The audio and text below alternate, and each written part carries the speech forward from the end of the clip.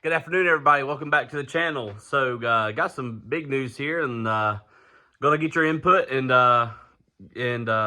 help me make a decision on this car. So, let me show you what we got. Pulled the 327 out, sold it to a guy that's putting it in his childhood dream car, and he's gonna love it.